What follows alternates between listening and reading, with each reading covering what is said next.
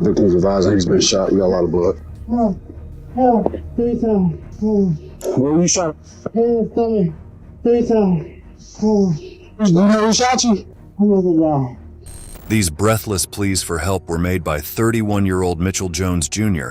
after he had been brutally attacked and stabbed over 25 times. As the detectives dove into the investigation, they would uncover a number of puzzling leads, including foreign DNA.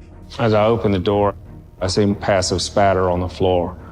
An abusive partner, and the car the killer drove, caught on camera. We see a black vehicle backing out of the victim's driveway.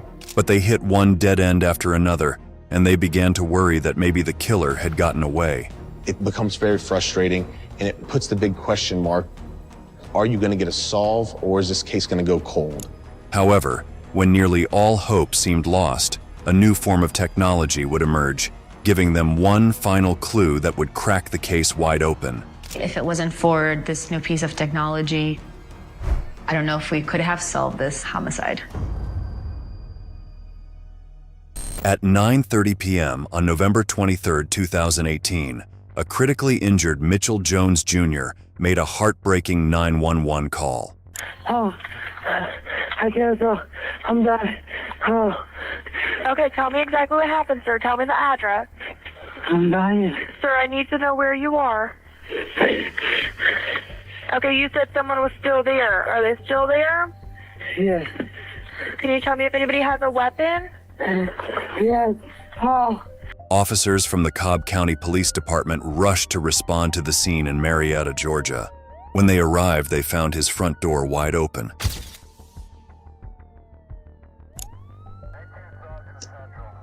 Cobb County Police? Cobb Police? The officers entered with caution, unsure of whether the attacker was still within the house. Cobb County Police?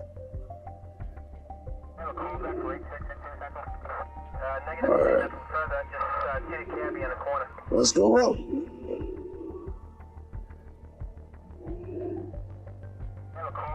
Cobb County Police, make yourself known if you're in the house. But they were about to hear the most chilling cry that would send shivers down their spine.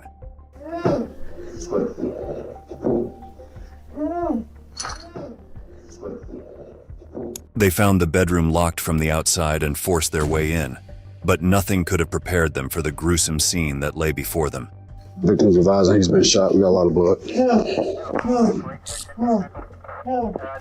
Where were you shot? Stomach. 3 times. You know who shot you? I'm gonna die. The bedroom was a horror show. The walls were bathed in blood, the room itself was in complete disarray, with broken glass everywhere and clear signs of a violent struggle. But what was most chilling was the sheer intensity of the violence, a scene straight out of a nightmare. Someone had really wanted to kill that night. And that's when, at the foot of the bed, they found the victim, 31-year-old Mitchell Jones, barely alive. Every breath seemed like it could be his last, but his survival offered a rare opportunity for detectives, a chance to hear directly from the victim. But his answer would only lead to more questions for the detectives. Go get that neighbor next over there. Do you know who was in here with you? Yeah, he took my cell phone. Rather than giving them a name, Mitchell kept repeating that his attacker had taken his phone. In the meantime, paramedics and more officers arrived at the scene. While the paramedics did their best to stabilize Mitchell and rush him to medical care, Detective Sarah Penarelli and Detective Carrie Grimstead began their investigation. As they took in the crime scene, two things stood out. First, something at the front door caught their eye. As I opened the door, I see passive spatter on the floor. I know that the incident took place upstairs. There was no way that that was the victim's blood. That had to have been left by another person. The cops had hit the jackpot very early in the investigation. They had the attacker's DNA, which was a crucial piece of evidence. However, little did they know that this was just the beginning of the most twisted case they would ever encounter. It was collected and stored, ready to send for testing. But there was something else at the scene that the detectives found noteworthy. The candles were lit, There were bottles of water. When the officers found him, he was in his underwear. So this is more of a romantic relationship or somebody really close to Mitchell. It seemed very likely that whoever the culprit was, they were someone Mitchell was romantically involved with. This made the theft of his phone all the more significant, as police were now sure the attacker had taken it to cover their tracks. To learn more, they would now have to speak to those who knew Mitchell and see if they were aware of who he was involved with. They knew where to start as well. Mitchell's next-door neighbor, whom he had mentioned in his pained cries, could hold the key to the entire investigation. Oh, God. It was right at this moment that she revealed to the police who had been visiting Mitchell on the night he was attacked. You saw him with another man for the young female daughter. She's saying another guy was with this guy, and this gay. You know, she's saying, and that this car had been here a lot. Another neighbor recounted how Mitchell often had his friends over, and they would sometimes be a little loud. But that night had been different. But that evening, the noise got a little louder and a little rowdier. Then I heard the banging on the walls. I remember thinking, sounds like they're fighting. Finally, Mitchell's mother put Detective Panarelli in touch with one of his close friends, Jasmine, and when they spoke to each other, she had some intriguing information for the detective. Hello? Hey, Jasmine, I know you and Mitchell were very close. Yeah, I'm just so wow, like. I know. I just didn't know what's going on, like. I'm very sorry. I know it's hard, but hey, listen, I really need your help. Was it for his industry or something? Like, I know he didn't just open the door willingly for that boy. Who is that boy? It was his old boyfriend he used to mess with. Mitchell really didn't want to be with him, and I don't know what happened. The relationship was not a healthy one, that this male had been abusing Mitchell, that there's been physical altercations in the past, and that he was kind of very controlling. She said that just 3 weeks before the attack, Mitchell had broken up with this unnamed boyfriend, who she only referred to as that boy. But who was this mysterious figure with whom Mitchell had been fighting? With Mitchell's phone missing, how were the police going to identify that boy? It seemed this boyfriend held the key to the investigation, and to find him, the police would have to dive into Mitchell's past.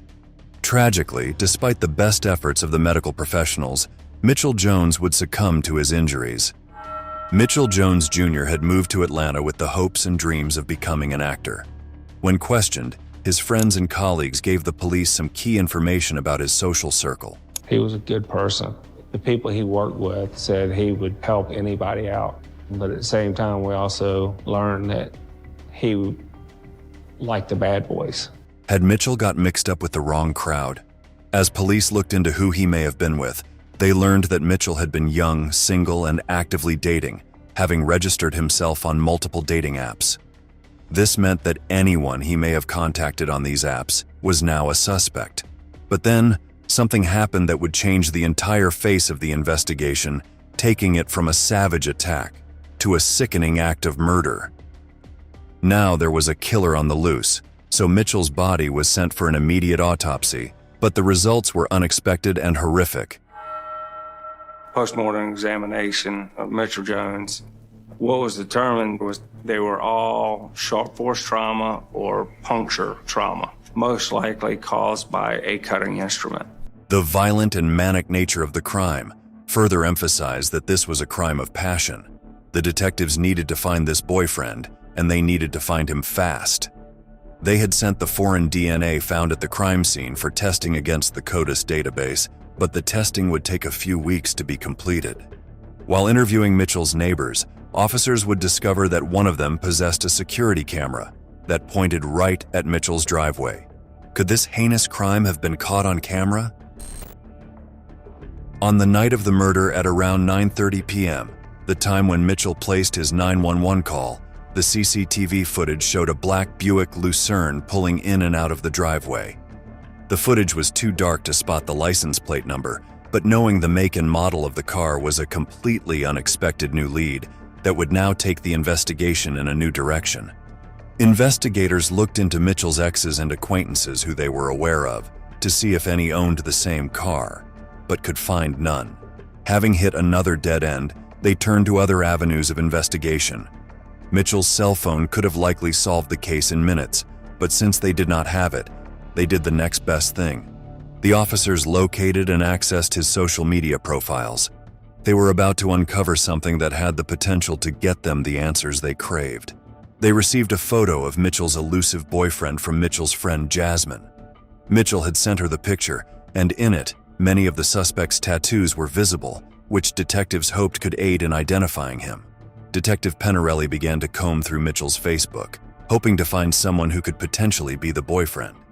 She saw that he had the phrase, "Rest in peace Brandon," tattooed on his torso, and on a hunch she ran a search for the term RIP Brandon on social media, but even she could never have expected that it would reveal the identity of their mysterious suspect. I found a Facebook page that had the hashtag Rest in Peace Brandon, and when I clicked on the profile, it showed the same picture of that boy. The search turned up the profile of Eric Hopkins. The detectives had finally located Mitchell's boyfriend and were sure that they were about to unmask a killer and end this case once and for all. When the detectives looked into Eric and his past record, they learned something that chilled them to the bone. He had stabbed a former lover in a domestic type dispute. So it was a very similar incident. We also learned through talking to people that he was very quick to anger. Eric's anger issues, coupled with his past conviction, clearly highlighted that he was capable of committing this extremely violent murder. The detectives decided that it was time to bring Eric in. Hello. Hey, Eric. Yeah. We need to talk to you about some things. Well, don't know whether you know or not, but Mitchell Jones, he was killed a week ago. Yes, sir, I am. I hate to tell you this over the phone, but we know you two were in a relationship, and you may have information that can help us in this investigation.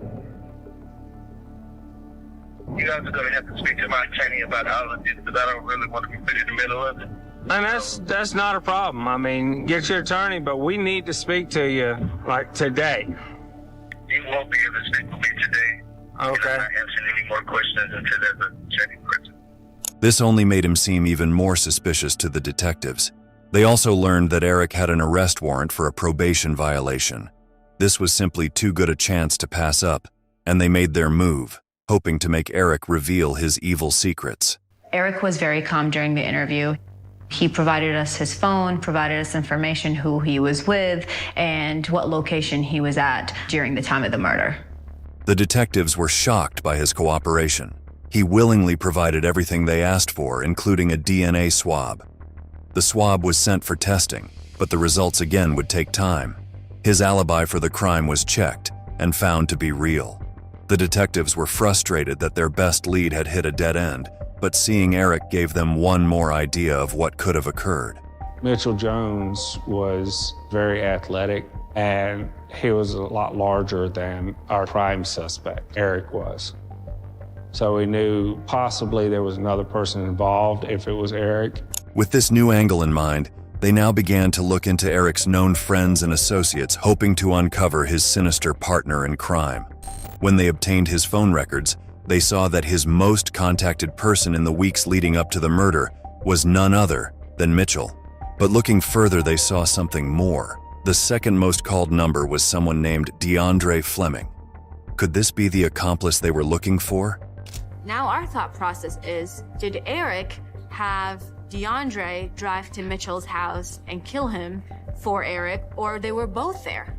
On December 11th, 2018, they decided to go speak to DeAndre in person, and when they reached his residence, they would see something that made them sure they were in the right place. Another detective and I drive to DeAndre's house, and as we're walking up to the driveway, we see a black Buick Lucerne.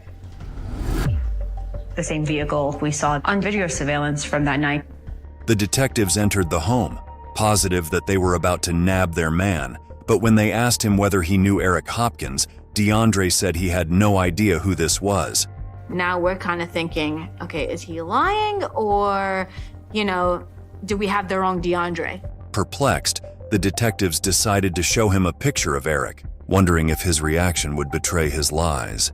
But what DeAndre did next was something they never saw coming. Right as he saw the picture, he said, "Oh, I play video game with that guy," and immediately recognized him. They realized that even though DeAndre and Eric played video games together, their number had only connected because he used his phone as a Wi-Fi hotspot. While this cleared DeAndre of any suspicion, it had also set the detectives back again. Their prime suspect and his most likely accomplice both now seemed to have no evidence pointing towards their involvement.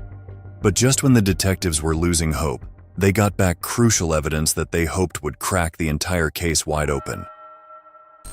3 months after Mitchell's murder, the DNA test results from the blood at the front door came back. The blood was not a match to Mitchell, meaning it definitely belonged to the killer. But just as the detectives were getting their hopes up, they would be dashed again when they discovered something shocking. The test results showed that the blood was not a match for Eric Hopkins. Their prime suspect was cleared. There were also no matches in the CODIS database, meaning now they had no new leads to follow. At this point, I feel very upset because I thought we were so close. There was a lot of time put into finding Eric Hopkins and then learning that he's not the suspect. That was very frustrating because now I knew we had to start from zero. At this time, detectives Penarelli and Grimstead would often discuss the case with other detectives within the unit, hoping someone would be able to sniff out a new lead. One of these was Special Agent David Ricey. Now looking for new avenues of investigation, the detectives decided to pivot. They had received Mitchell's cell phone records, and they decided to see if they could use these to track down where his phone could be, as they hoped they could retrieve data from the phone that would point them towards a new suspect. What we found is the last known location based off of pings and based off of cell site data was in downtown Atlanta. That's very telling to us. How did the phone get there? Did the offender just throw it out the window? Did the offender take it back to his house? The location of the phone was narrowed down to a vacant lot in downtown Atlanta. Detective Grimstead, hoping against hope, searched this location. But here too, they turned up empty-handed. Despair was beginning to set in as the detectives wondered if they would ever solve this case. So it's very disheartening. I'm running out of information. Everything seemed to be coming up empty. With every passing day, the case seemed closer to going cold. But then, just when all hope seemed lost, a revolutionary new technology gave the detectives a glimmer of hope. In March 2019, 4 months after the murder, the detectives of the Cobb County Police Department were having a meeting to see if there were any new approaches they could take to solve the Mitchell Jones case. It was in this meeting that Special Agent Ricey mentioned a new technology he had heard recently about in a cell phone investigation training program with the FBI. And in that class, I learned about something I hadn't heard before. It was the term geofencing. A geofence is a virtual perimeter that is set around a geographical location. If the location and timing of a crime is known, then the investigators can ask technology companies to provide them with the users within this perimeter at that point in time. Every technology company collects end user data for advertising purposes, and law enforcement is simply exploiting that, saying, hey, give us that information so that we can solve a crime. Our cell phones are a connection to the world around us, and even when they're not in use, they're attempting to utilize the different technology that's around them, whether it's cell towers, whether it's GPS information, whether it's Wi-Fi routers. And what we learned is that cellular carriers as well as Google actually collect some of that data. When cell phone carriers and tech companies collect this data, it holds the location of the devices within that geofence at that time. Now that the detectives had this tool, they decided to apply it to the case of Mitchell Jones Jr. In this case, they already knew the location, as well as the time of the attack, since Mitchell had placed the 911 call himself at 9:30 p.m. They set a virtual perimeter around his house at the time of the murder and sent requests out to some major companies for their data. So I submit a geofence search warrant to Apple, Google, and Facebook. Google responded back to us with evidentiary information in this case. Google was the only company to respond with the data, but that would turn out to be sufficient as the cops were about to achieve their biggest breakthrough yet. They now had a list of all the people within 500 feet of Mitchell's home in a 45-minute time range around the murder. Now it was up to them to find the killer. They were able to narrow it down to 4 people who were within the geofence at the time of the murder. After receiving their subscriber information from Google, they began to eliminate these people as suspects one by one. 2 of them were elderly couples, and they lived in that area, on that street. We felt that they just weren't physically capable of committing this type of violence. Of the 2 remaining, one was the right age and physical stature required, but they had no prior criminal history or record. However, the last one left, who had also been closest to Mitchell's house according to the data, was a vastly different case. The last one left had the right criminal background that would fit our offender.